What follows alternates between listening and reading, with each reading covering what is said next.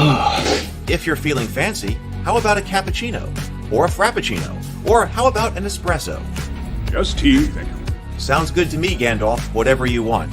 I'm just glad you're here. Everyone is welcome. You can just watch if you want.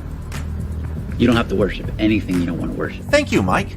But be forewarned. Sometimes we get really strange characters around here. Wait, what's that you say? Why can't you come and be a part of the stream? My wife would disown me. Oh no, I bet she'll be fine with it. Come on in. Am I scared for my safety? No. What are we supposed to do? Everybody do the secret handshake.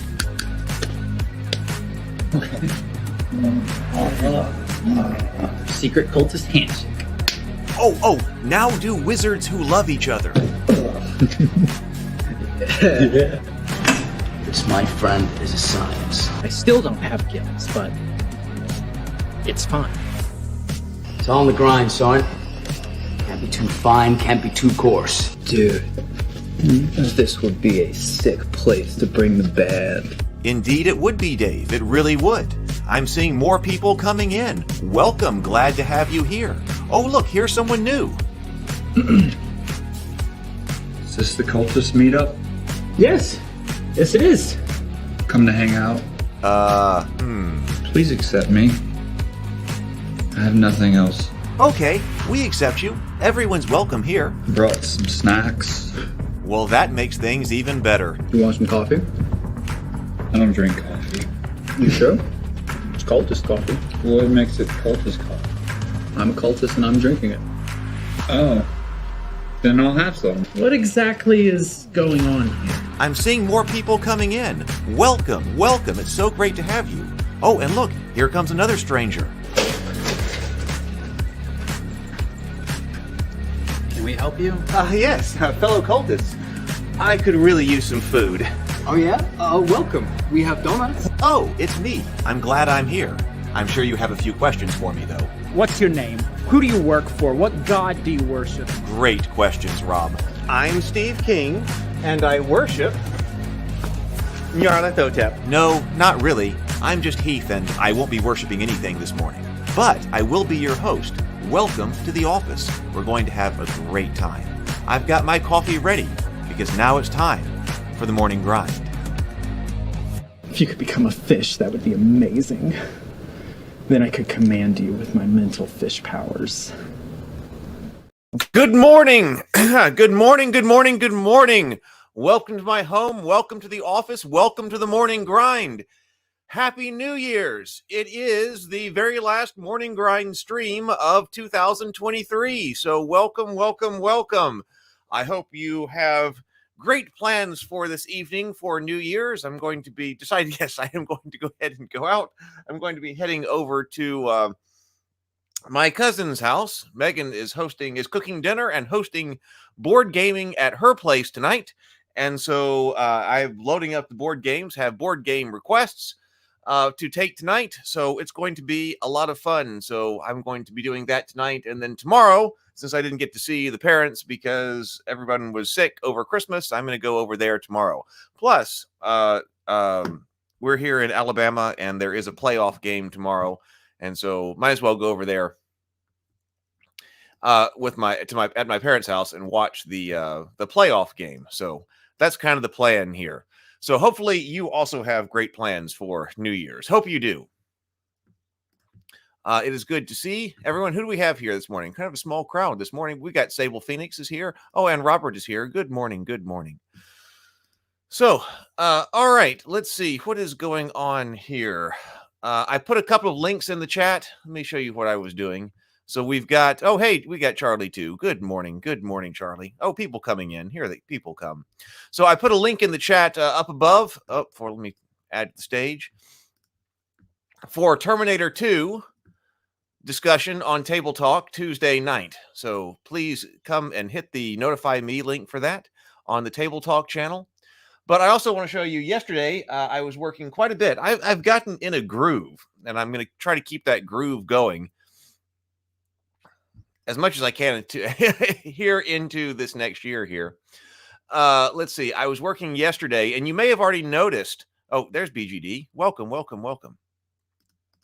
I posted a couple of videos on YouTube yesterday about how to use the gaming tavern and then also how to play Hero Quest. I recorded all of those yesterday and was shooting them. And so, I've got the Hero Quest built out, and I want to get this going. I was working on creating a website for it, but I also needed the videos that described how to use the system and all of that. So on the website yesterday, or on the YouTube channel yesterday, I posted how to use like an instructional video on how to use the gaming tavern software. How do you navigate it? How do you walk around it? That kind of thing. And then I also made a video on how to actually manipulate and play Hero Quest. Not all of the rules of Hero Quest, but just how do you actually manipulate cards and so forth, and all the different items here, because there's a lot of items here on this Hero Quest board. How do you do that? So I just posted that yesterday. I did it in 2 parts. So the second part will be coming out. I scheduled it for like a couple of hours or something. So part 2 will be coming out in a couple of hours. Excuse me. And then I did the same thing for One Night Werewolf. So One Night Werewolf will also have an explanatory video coming out this afternoon. So both of those games are basically ready to play. We just need more people. So I've got the gaming tavern. This right now I just have the Google form up, which I also posted a link to here. I'll post it again. We just need more people. We just need more people who are interested in playing online. So we've got those 2 games. I'd like to have a couple more games. Of course, there's a lot of Hero Quest we can play. There's a lot of Hero Quest, and I'm sure that a lot of people who would like to play some Hero Quest, either because they don't get to, or they don't feel like they are getting to play enough, or maybe you've never played Hero Quest and would like to learn and just see what it's all about. We can do that too. So but we just need more people. So if you are interested, excuse me, that is the link to a Google form right there. And last night, after I was kind of done with all of that work, I decided to go ahead and try something else out. Like I said, I'd like to have a few more games. We've got plenty, but check this out. I did start yesterday putting Dragon Strike in. I remember that Dragon Strike was kind of a favorite around here. A lot of people remember Dragon Strike. And so I started to try to build out a Dragon Strike in our virtual tabletop as well. I basically got all of the cards in. I got, this isn't quite right over here, but the players over here, there can be up to 5 heroes in a game of Dragon Strike. Some of the quests are for 5 heroes, plus a 6th player will be playing the Dungeon Master. I've got the dice down here. They're not the right colors. I'm going to try to see if I can get them the right colors. That's kind of a superficial thing, but the blue die is great. The D8 is supposed to be blue, and the D12 is supposed to be black. Maybe it doesn't matter, except for it always tells you roll a blue die or roll a black die or roll a white die. It calls out the color of the die. So I kind of feel like if I can get these to change colors, that might be best. But unlike Hero Quest, which has tons of dice down, I was realizing, this is actually, I think, kind of a simpler game to build out, because there aren't as many components. But I did get all of the cards in, and they look nice. They look nice, I think. I don't have the character sheets in yet, but it took a little while to get all the cards in. Ring of Seeing. I mean, the scans, I've got scans here, and I think that looks pretty nice on the screen. Ring of Seeing. This ring lets you detect all traps and secret doors within sight. You can stand in place. And scan all around. Use this ring. Use of this ring counts as an action. So there are a lot of these things, like the attach clip here. Like this ring works 4 times. I have these little green beads here so that you can drop it on the card, so you can tell how many times you've used it. 1 time, 2 times, 3 times. Instead of having a clip, of course, there's no clip. And of course, with hit points, you also take care of the hit points with clips. But we've got a counter over here for HP, so that seems to work. But I think it looks pretty good, actually. So if there are people who have not played Dragon Strike, maybe eventually we will have a build out of Dragon Strike. I was just kind of having fun, kind of mindlessly watching YouTube and scanning cards. And I think it looks good. I think it looks good. I'm kind of proud of this. So anyway, all of those are being built out too. I'm gonna have to figure out how to get the board in here. I'm gonna have to think about that. But anyway, that's been moving on. This building out this gun's a little bit low priority. I need to get the other games ready and going. But like I said, I just was having fun. And I also wanted to go ahead and get these cards scanned because then I can put them in card sleeves because I need to sleeve these things that when I'm playing with my nephews, they are a bit protected. Better protected. So anyway, that's kind of the news about what's going on at the moment. Let me take that down. Everybody got your drink ready this morning? So I figured we would take a look, probably finish up today with the ruins of Eriador. I've really been enjoying taking a look at the ruins of Eriador. It seems like not only is it Free League, so they care in general about their products, but it really seems like the people who had created that book on Middle Earth and really cared about bringing Middle Earth to life and really cared about doing good stuff within Eriador. So we're going to take a look at the second book too, Tales from Eriador.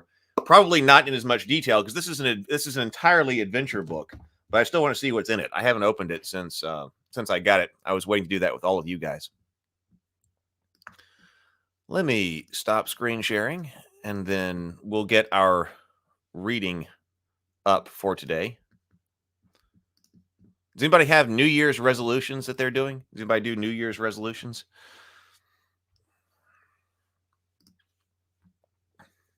Let's see. So let me bring this up. All right, everybody. Got your favorite beverage this morning? I got mine. Here we go. Oh, Sable says, I found a box set of the Blade Runner RPG from Free League in my friendly local gaming store yesterday and snapped it up. Oh, that was a good idea. I'm not sure where my copy is here, but it's here.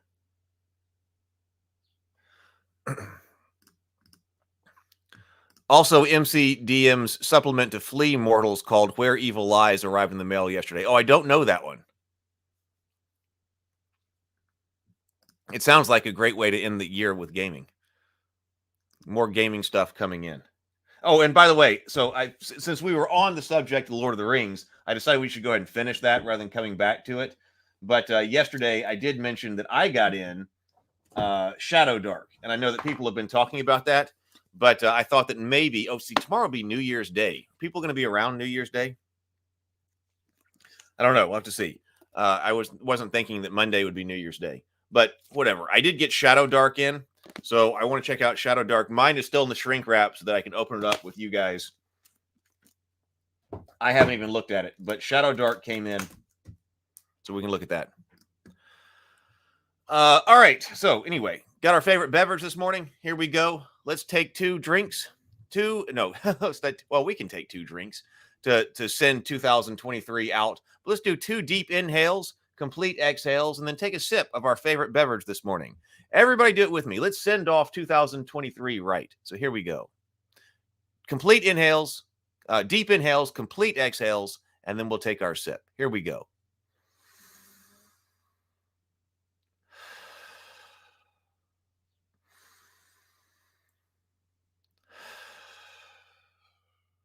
And sip.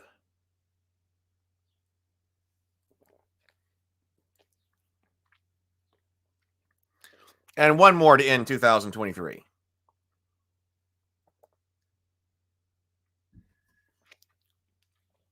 A lot of big stuff's going to happen in 2024.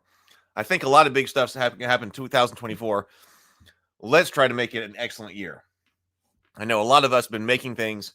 Maybe we're actually start to crystallize some things and make things actually come to fruition in 2024. Oh, hey, James. Hey, James and Zero. So let's go. So this is Turning Pro by Stephen Pressfield. Let's see what he says for the final day of 2023. The amateur lives for the future. The amateur and the addict focus exclusively on the product and the payoff. Their concern is what's in it for them and how soon and how cheaply they can get it. Consumer culture is designed to exploit the amateur. If you don't believe me, watch 10 minutes of TV or scroll through any magazine or online shopping site. My beef with American culture is that almost every aspect, including the deliberations of the legislature and the judiciary, have been debased to pander to the culture of amateurism. The promise that our products and politicians proffer is the promise one might make of an infant or an addict. I will get you what you want, and it will cost you nothing. The amateur lives in the past. Because the amateur owns nothing of spirit in the present, she either looks forward to a hopeful future or backwards to an idyllic past. But the past evoked by the amateur is make-believe. It never existed. It's a highlight reel that she edited together from events that took place or that almost took place or should have occurred. In a way, the amateur's reimagined past is worse when it's true, because then it's really gone.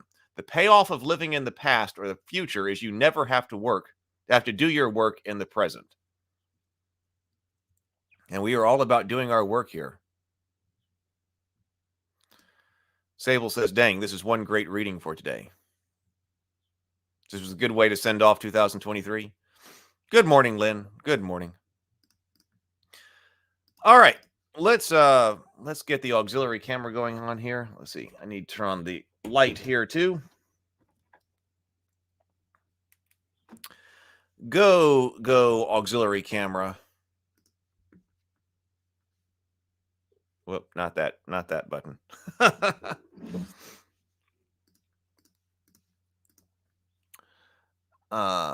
Here, this button.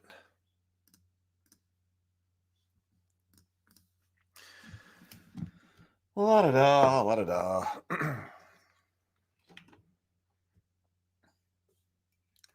Maybe my New Year's resolution will be try not to destroy keyboards this year. Try to keep this keyboard as long as I can. All right, so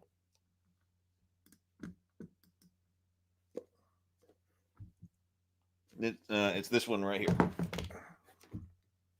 Yeah.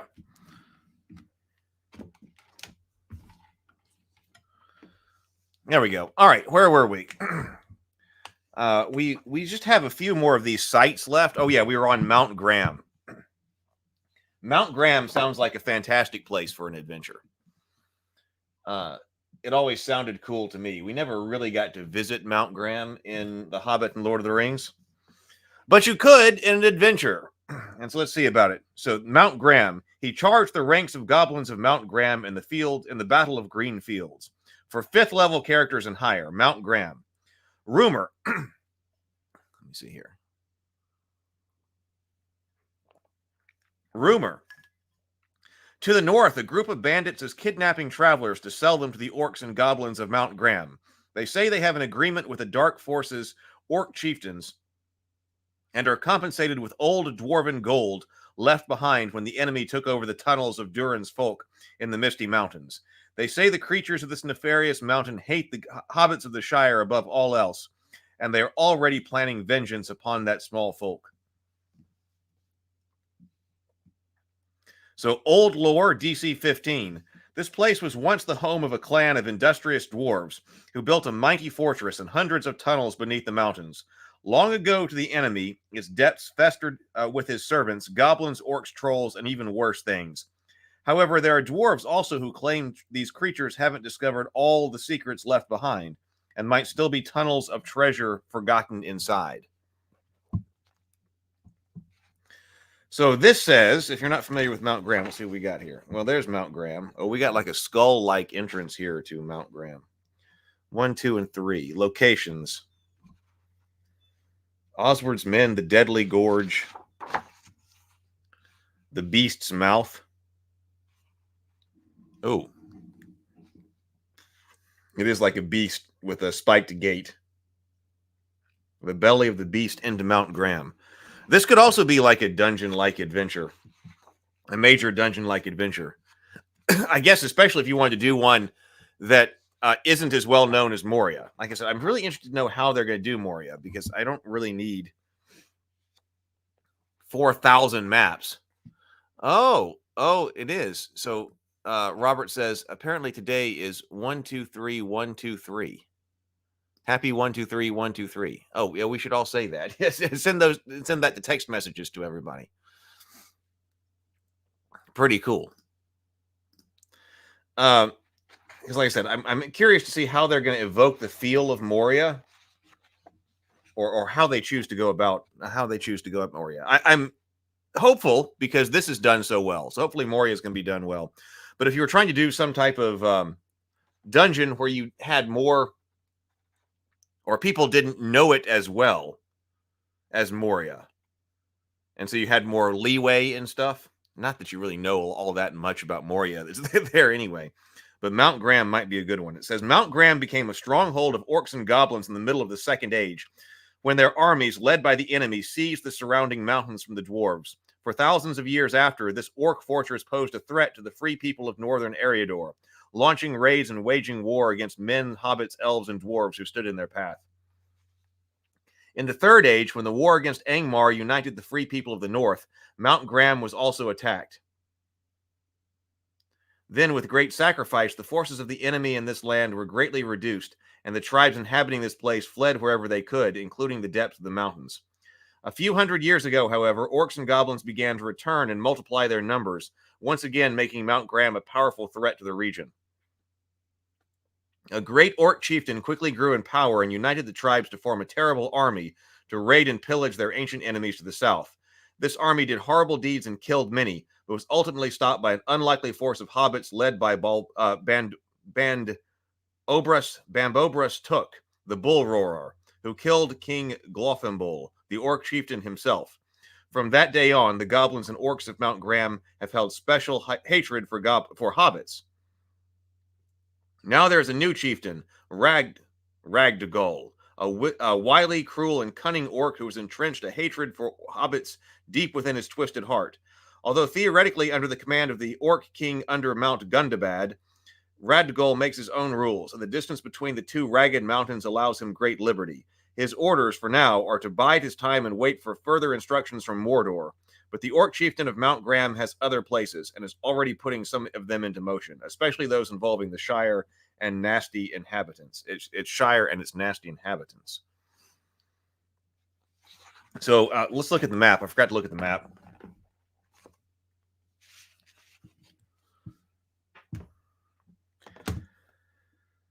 So Mount Graham should be 10. Yes, right here. Mount Graham, right up there. So we've got, what is this? Impassable terrain. Okay, the Misty Mountains here. Mount Graham is right over here. So this should be in evil territory. Yeah, the Darklands is orange. Here's the Trollshaws, Last Bridge. Rivendell's right over here. So Mount Graham is always up here. Carn Doom is way up there. So yeah, no, that one's not really developed very much. Especially in Eriador, Mount Graham would be a big bad guy location. This is a pretty good place to adventure, especially with especially having been developed in this book pretty well. I was thinking, oh, you're just in this area because, like, I was talking about the Palantir quest, that I liked the whole cross-continent exploration. But there's plenty to adventure and do even here in Eriador. So, actually, I guess I'm okay because of how well it was done with the development of this region, because there's a lot here. You get down into Dunland, so you can deal with well, there's Isengard right there. So you can even get down into Isengard at the very edge. All of the Misty Mountains to adventure in. Mount Graham. You've got Rivendell here. Of course, you've got the Shire.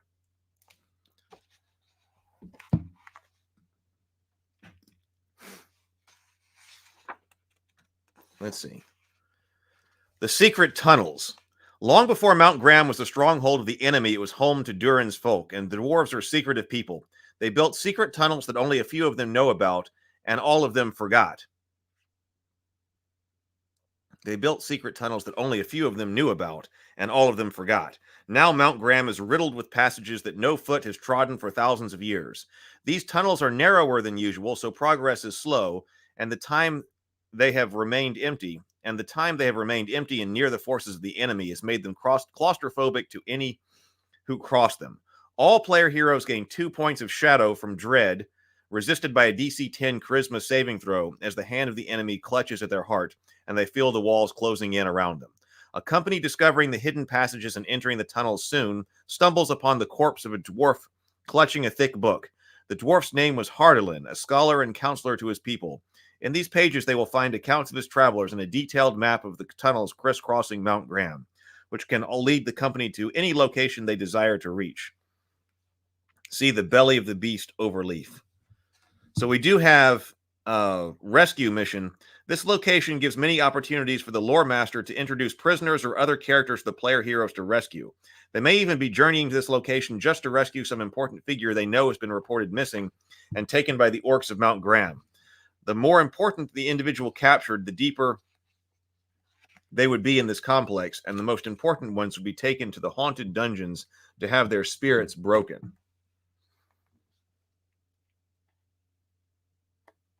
Yeah, they're taking the hobbits to Mount Graham. They're taking the hobbits to Mount Graham. Charlie says there is a smaller Rivendell book, a setting book to use if you want your party to visit there. A very cool component. I don't think I have that. Is that in... no, I think it was the Shire. Wait. Wait,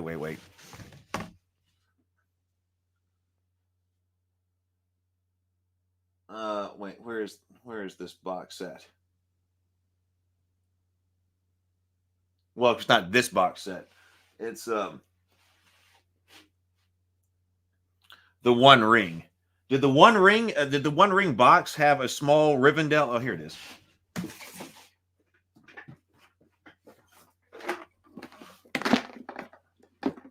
Did the One Ring box set have a small Rivendell in it, or was it the Shire that was in it?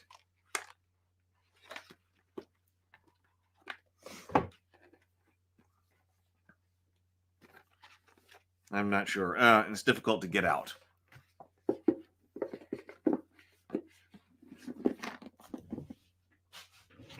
The Haunted Dungeons.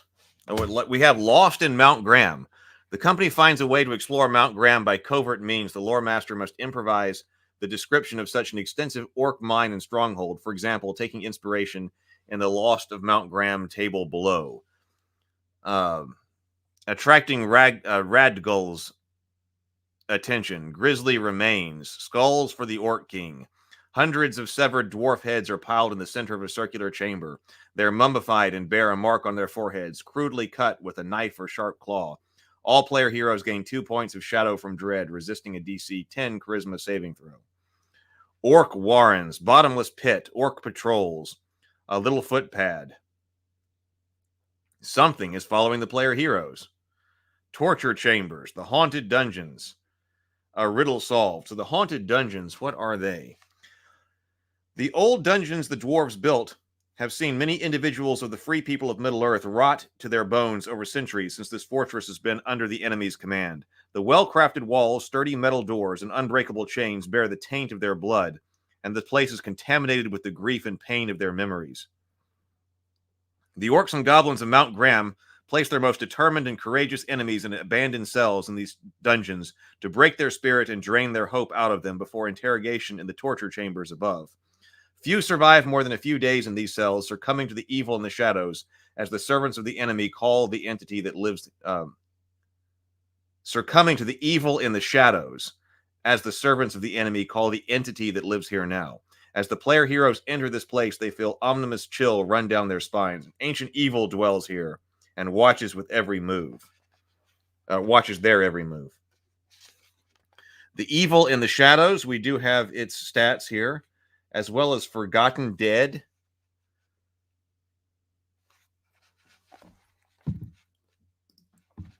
The next place is Fort Arliss. There age-long she has dwelt, an evil thing in spider form. Fort Arliss. This is 11. Oh, right here. Across the river from the Troll Shaws.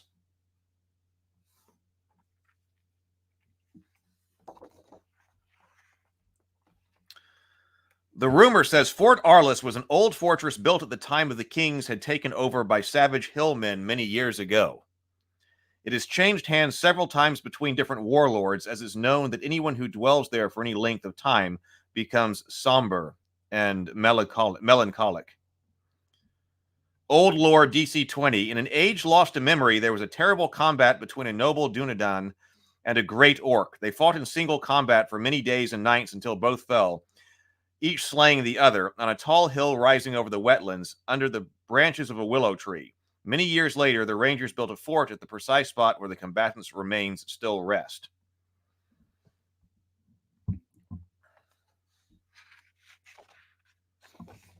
Oh, we got, okay, the map of the fort here. Where now there is a giant spider.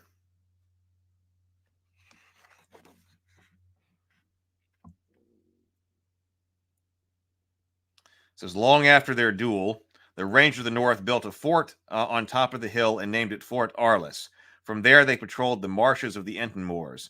Eventually, the fort was abandoned, and tribes of hillmen have made themselves at home behind its sturdy walls ever since. We do have giant spider, looks like. Cursed bones.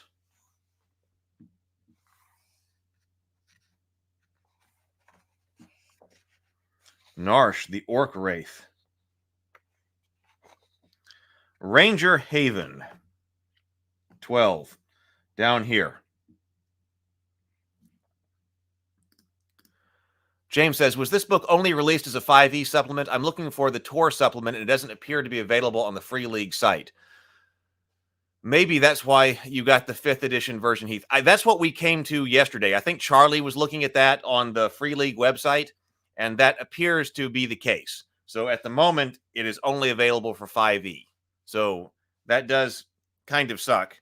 But, other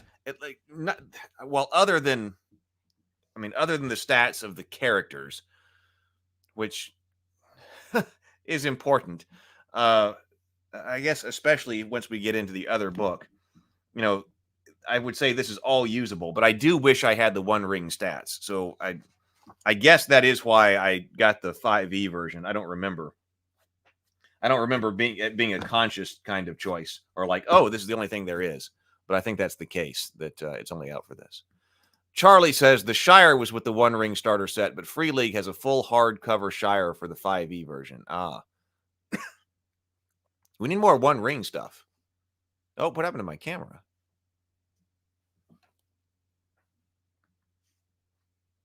Hang on, let me see if I can get my camera back.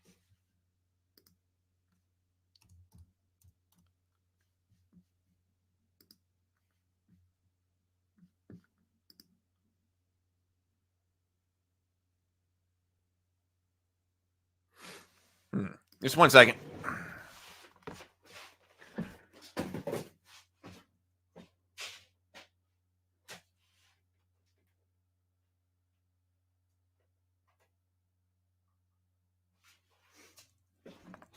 There. Okay, not sure what that was about. So the Ranger Haven. The Barrow of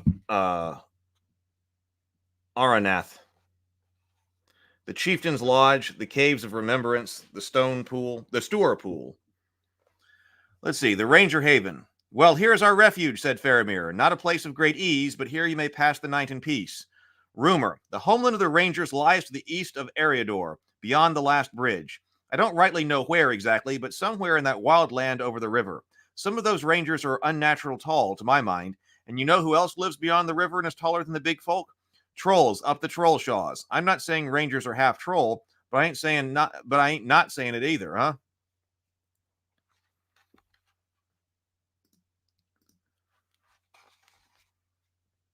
Old lore. Few now remember them. This is DC 15.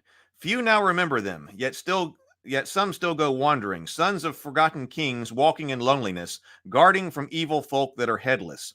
The land of the Rangers lies in the angle made at the meeting of the rivers Horwell and Loudwater.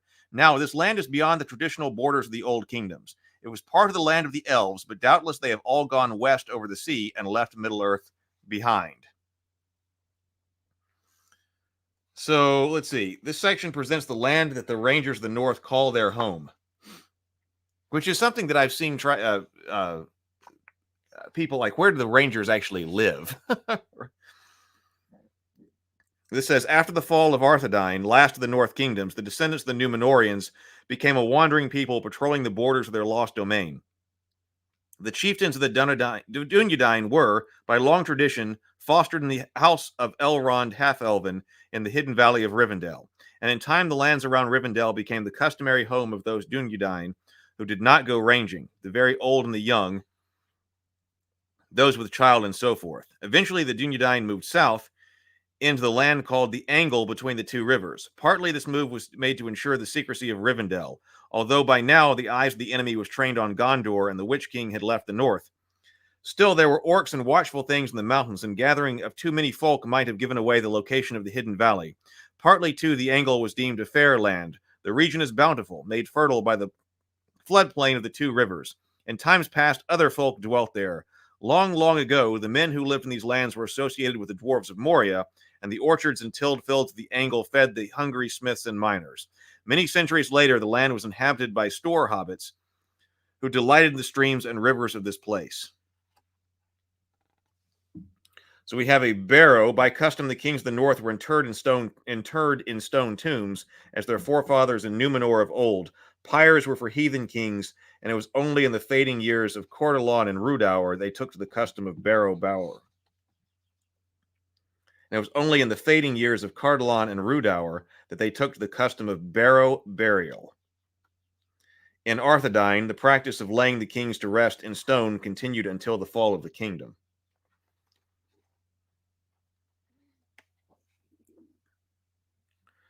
Schemes and troubles. See, I was looking for schemes and troubles.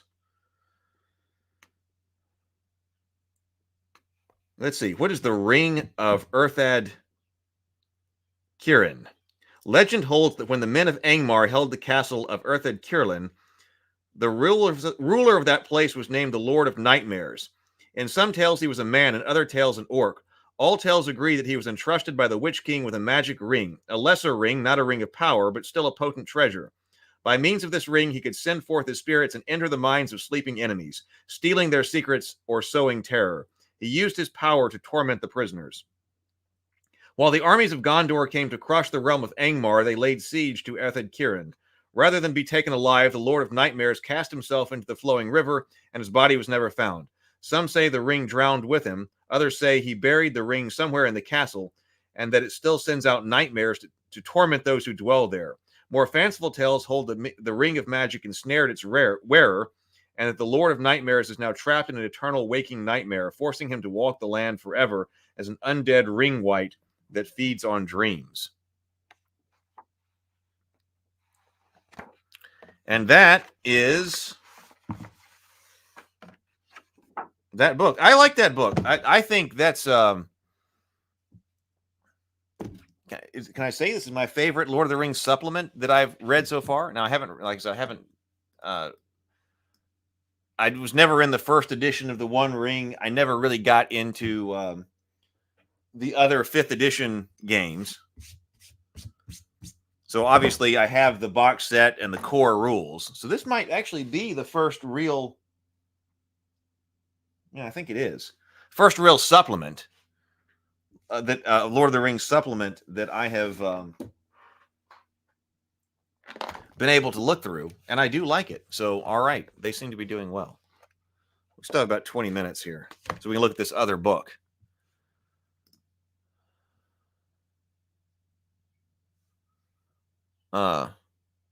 Charlie says, the One Ring has Ruins of the Lost Realm and Tales of the Lone Lands. I wonder if these are the Eriador conversions. I don't know. Yeah, Zero the Blade says, definitely a nice campaign edition to run. Maybe. I don't have... So, Ruins of the Lost Realm. Maybe. Tales from the Lone Lands? Maybe. Did I just not recognize that and buy the wrong thing? Now, I guess that's a problem that we can't tell that more quickly. Let me look up. Ruins the Lost Lands. Now, this was part of the Moria campaign. I think I got this because I backed the Moria campaign.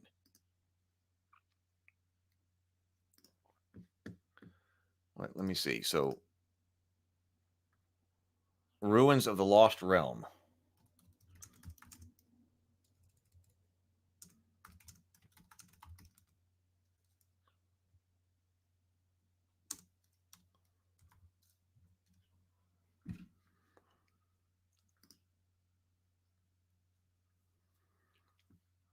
Ruins of the Lost Realm, it says,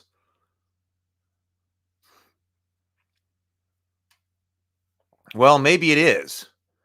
Long to explore the lone realm of Eriador. This says is about the Ruins of the Lost Realm. Ruins of the Lost Realm is the first expansion for the award-winning second edition of the One Ring RPG based on the works of J.R.R. Tolkien. Ruins of the Lost Realm is a beautifully illustrated 120-page hardcover volume, contains Fog over Eriador. These sound like the same sections. Fog over Eriador,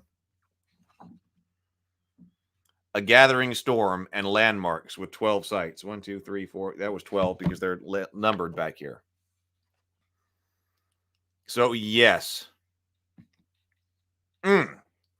So, the Ruins of the Lost Realm is the One Ring version of this book. Why don't they publish it under this? Well, they may have decided we can't publish under the same title because then people are going to be buying the...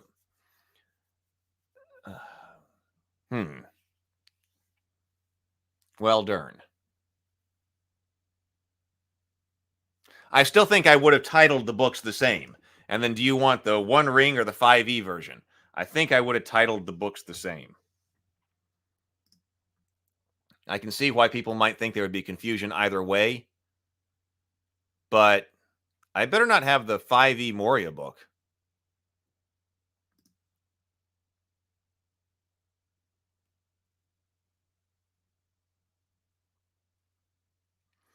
James says, I'm incredibly excited to get that Moria book. I am too.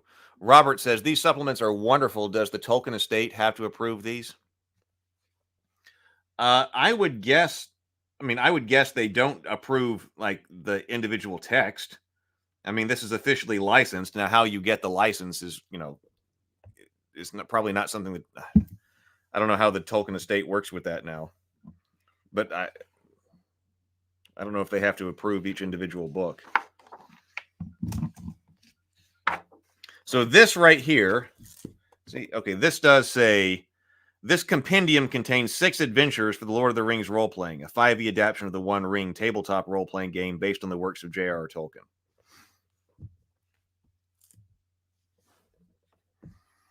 Oh, James says, I have Ruins of the Lost Realm.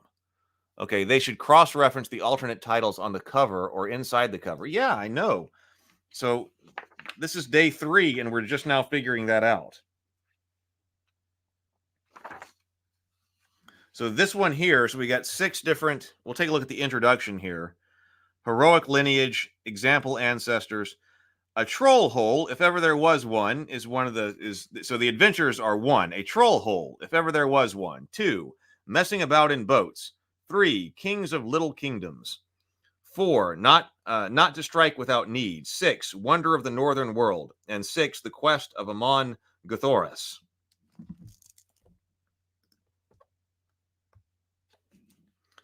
See if Ruins of the Lost Realm is what we just looked at, James. Introduction.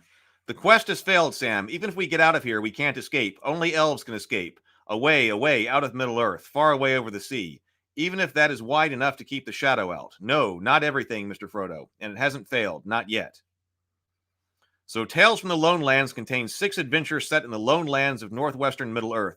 This volume is intended for lore masters who can weave the material presented along these pages into their current campaign. Players should refrain from reading to avoid spoiling their experience. Each adventure contains a number of sequential parts as well as a landmark of some sort. These landmarks conform to the format presented and outlined on page 221 of the Lord of the Rings role-playing game. As with any role-playing game adventure, it's entirely possible, even likely, that players will come up with some unexpected plan to take some action the text has not anticipated. The lore master should use the material in this volume as suggested guidelines and inspiration, not as a set script. The game always takes precedence over both the text as presented and the Tolkien canon. So, overview, what is this? All adventures presented in this volume can be played individually but are connected to a larger tale. I like things like that. I haven't read it yet. Would you see if it's I bet it's got this. I bet it's got the same. I mean, that it says that the 3 sections are the same. I bet that the material in it is as well. So saved you the purchase there. I guess I'm the one who has to go and rebuy it now. Buy the other one. So all adventures can be played individually but are connected to a larger whole. A troll hole, if ever there was one, and Kings of Little Kingdoms are both relatively self-contained, but still hint at the growing danger. Messing about in boats gives one of the player heroes in the company an ancient lineage, a magic weapon, and a duty to fight the shadow. Not to strike without need, and Wonder of the Northern World follow the slow infiltration of spies from Mordor. Finally, the quest of Amon Gulthrus challenges the heroes to battle an ancient evil and face the shadow of death beneath the Hill of Fear. While the adventures are presented as in a suggested order of play, they can be shuffled around somewhat. Messing about in boats includes more enchantment and magical strangeness than most with its tales of ghosts, ancient heroes, and prophecies. Depending on the taste of the playing group, the lore master may choose to run this earlier in the campaign to give the players a hint of Middle-earth's wonder and epic history, or later to mark a shift from relatively mundane tales of outlaws and trolls to those of magic terror. Not to strike without need leads to the Wonder of the Northern World, which in turn leads to the quest of Amon Guthros, but there's space between those tales to intersperse the other adventures as desired. Man, I like how this was done. All adventures assume that the time frame is the same as the one in the Lord of the Rings role-playing game, the year around 2965. So we went around through that year the very first time we opened up this book. So the Lone Lands of Eriador.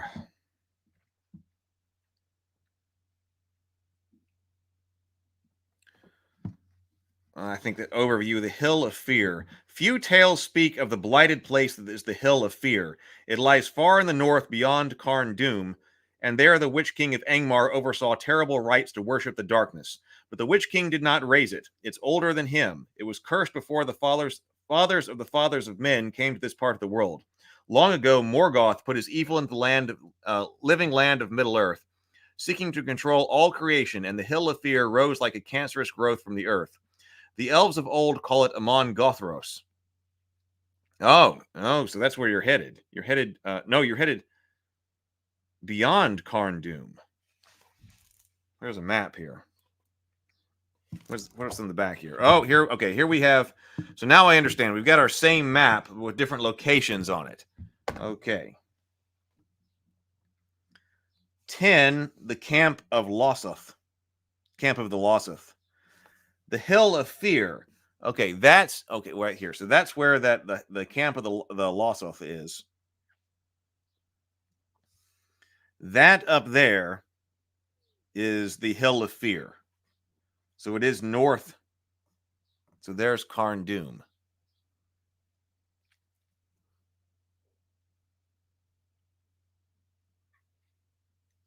So I understand what they're doing with the maps now.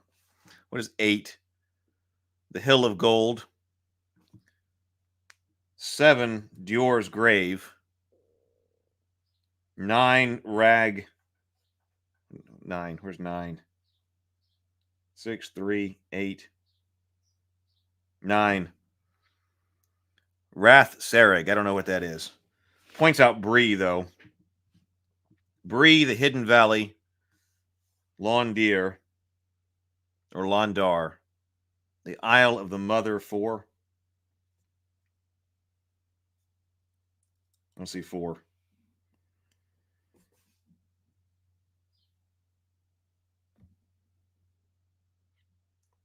Yeah. You might see it here. Len says the Hill of Fear is north of the Hill of Mild Treditation.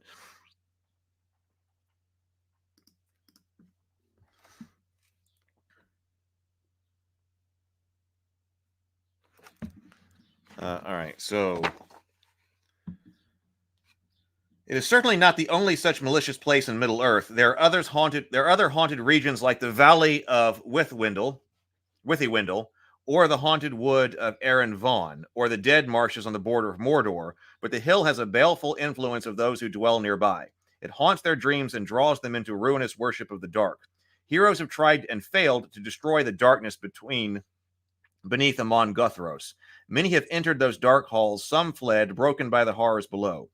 Others neither returned. The power of the Hill of Fear waxes and wanes over time, but it can be awoken with rites and sacrifices. The hill's malign influence faded during the days of the Sea Kings of old, until the Witch King of Angmar called upon its power once more. Soon the folk of Rudaur turned their faces from the west and were corrupted by the shadow. After the defeat of Angmar, the hill fell back into its sullen slumber. Monsters still lurked in the caves and tunnels beneath its dark slopes, but it no longer weighed so heavily on the minds of those nearby. Though few now dwell in the lands beyond the North Downs, now stirred by agents of the Mordor, the power of the Hill of Fear grows again. Dreaming of the hill. The malign power of the Hill of Fear reaches far across the land. If any of these heroes gain shadow points through events connected to the hill, or those it has touched, then they begin to dream of the hill. In the dreams, the hill rises like a great dark wave, looming above the land, rising above the light of Bree, or the Shire, or Lawn Dare, or Linden, threatening to snuff them out with its shadow. Such dreams haunt the unlucky character, making their nights restless and bitter, until the power of the hill is broken. And so here is a heroic lineage. These adventures give one of the player heroes, the companion, in the company, a possible heroic lineage, an ancestry hearkening back to the line of heroes and champions. This character is referred to as the heir and must be selected by the lore master. The adventure Messing Around in Boats gives the chosen heir a chance to discover their lineage and find an ancestral weapon of great power. In the quest for Amon Guthros, the character must finish a quest undertaken long ago by their ancestor. The lore master must determine the characteristics of the ancestor and tail to fit the chosen player hero. The best candidate for the heir is a man of Bree or a ranger. A barding or other adventurer from Wilderland is also possible. An elf is unlikely. A dwarf can work, while a hobbit is a stretch, so to speak. If the player hero is a ranger, then the ancestor might be a Númenórean or a warrior of the lost kingdom of Arnor. If the player hero is a Breelander, then the ancestor might be equally well be a warrior of Arnor or a champion of the folk who dwelt in Eriador before the kings came out from the sea. The ancestor might have lived any time during the late Second Age or up until the year 1974 of the Third Age, and any point during the long struggle against the shadow. A fellowship, not a backup crew. The lore master should avoid centering the whole campaign around the heir. The real tale is how the company explores the Lone Lands, discovers the creeping influence of the enemy, and eventually defeats the malign Hill of Fear, depriving Sauron of a weapon he might otherwise turn against the free people of Middle-earth. While the tale of the heir does give the player hero insight and a weapon against the hill, do not elevate the heir above the other characters. Instead, the best approach is to pick a character who is ill-suited for the task and who must rely on the companions for guidance and aid. Alternatively, one of the player heroes could be descended not from a hero, but from a companion of theirs who has also perished on the Isle of the Mother, giving them a connection to the hero of old, but not an unquestioned claim. If you prefer a more egalitarian, one might say hobbitish approach, you can drop the subplot of the heir completely by adjusting the events and messing about in boats without affecting the rest of the adventures. So we've got example ancestors here. Tarandus, the Knight of Arnor. I guess this would be the ancestor. Tarandus, the Knight of Arnor. Jack of Bree. Dvalin, Dwarf in Exile. The Hill and the Ancestor. South of the Valley of Discontent. The hobbits are more of a squash than a stretch, I'd say, Lynn says. So the Hill and the Ancestor. The ancestor of the chosen player hero once swore to defeat the evil of the Hill of Fear. Alas, the hero's courage was not equal to the task, and they had to flee before they could vanquish the darkness beneath the hill. Seeking to strengthen their will and win the inspiration of ancient tales, they traveled to the Isle of the Mother, page 33, where heroes of old lie buried. But they never returned from that place, and their oath was left unfulfilled. But now the shadow rises in the east, and old powers awaken. There must be a reckoning before the world ends. So this is chapter 1, a troll hole, if ever there was one. They searched about and soon found the marks of trolls' stony boots going away through the trees. They followed the tracks up the hill until, hidden by bushes, they came upon a big door of stone leading to a cave. No, it starts off, in a hole in the ground there lives a troll. Not a nice cozy hobbit hole full of comforts and well-stocked pantry. No, this is a troll hole, awash in noisome things and bones crunching underfoot wherever you step. This is if there's a pantry in this troll hole, it is the prison cell. Trolls are quite classic and acceptable for this area of Middle Earth to fight.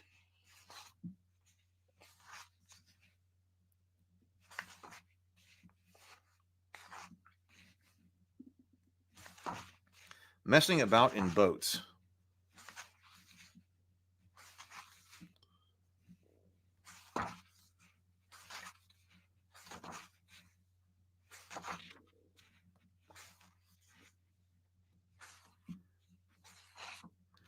Kings of little kingdoms.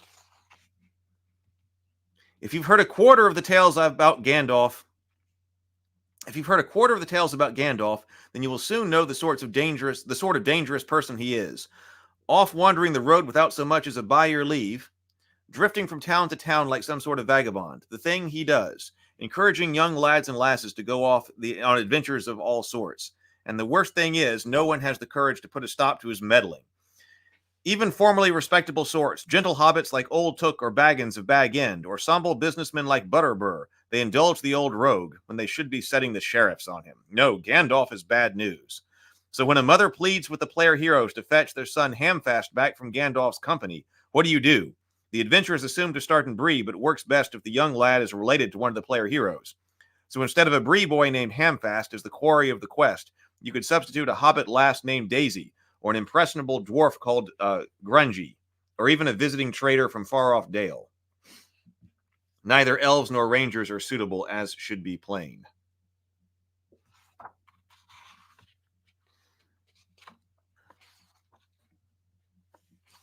The ruined tower. Not to strike without need. Many that live deserve death, and some that die deserve life. Can you give it to them? Then do not be too eager to deal out death and judgment. For even the very wise cannot see all ends.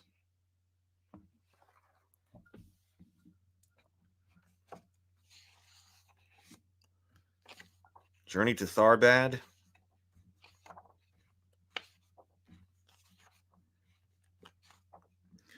Wanderer of the northern world. When all was ready, they assailed and sacked, one by one, the strongholds of the orcs that they could find from Gundabad to the Gladden. Both sides were pitiless, and there was death and cruel deeds by dark and by light.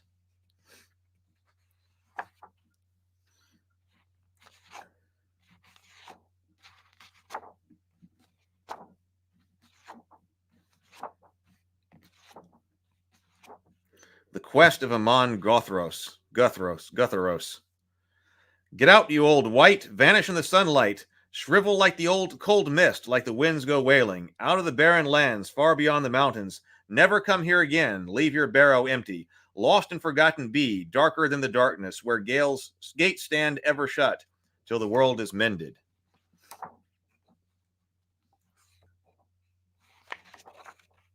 So this is the one where you're going. The heroes must set out on a journey to the far north to seek answers among the folk of that region. Long is the journey and perilous, but the characters may find friends amid the snow and ice, even friends unlooked for. The Frodwaith, the northern waste, is a land virtually unknown to most people in Middle-earth. In ancient times, it lay under the dominion of the enemy, for the fortress of Angband lay in that region. Elves crossing from the west made their way through the icy wastes, but not even the great mariners of Numenor braved the crushing ice fields and treacherous bays. Mortals have long dwelt there, a hardy and secretive folk who learned to survive in the cold lands. The heroes have met one such tribe in a previous adventure, the folk of Jagat, who dwelt in the western portion of the Frodwaith around the ice bay of Fortukel. So one possible path would be to retrace the famous journey of Avendai, the last king, and go north along the arid Lewin to the barren lands of the Cape of Portugal. Another option is to take the long road to Lawn Dower, or to the Grey Havens if the characters are friendly with Círdan, and sail around the Cape of the Frozen Waters. The bravest option is to follow the path of the unfortunate Dior, probably intended to tread, and follow the line of the Misty Mountains past the dreadful haunted ruins of Carn Doom, and come into the Frodwaith from the south. If the company approaches Portugal from the west, run Part 1 Cold Welcome. If they approach from the south, skip straight to Part 2 The Wasteland.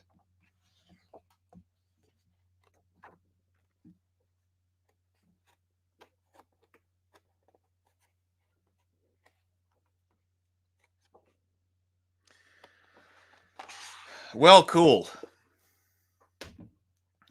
I like that.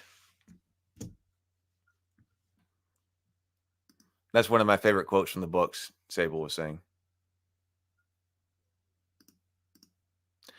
All right. So, Happy New Year's Eve, everybody. Happy New Year's Eve. I hope you have a fantastic night. I hope you're playing board games and all of that. Hey, speaking of playing board games, if you want to come by and play in the online gaming coffee shop, if you came in a bit late, I was showing off some new stuff I was building. There'll be some more material coming up on the channel soon. Click there and get in on the coffee shop. We need more people who want to play games, and we can set up something soon. All right, everybody, have a wonderful day. Have a wonderful night. Happy New Year. I will see everybody tomorrow for the first live stream of 2024. Later, everybody.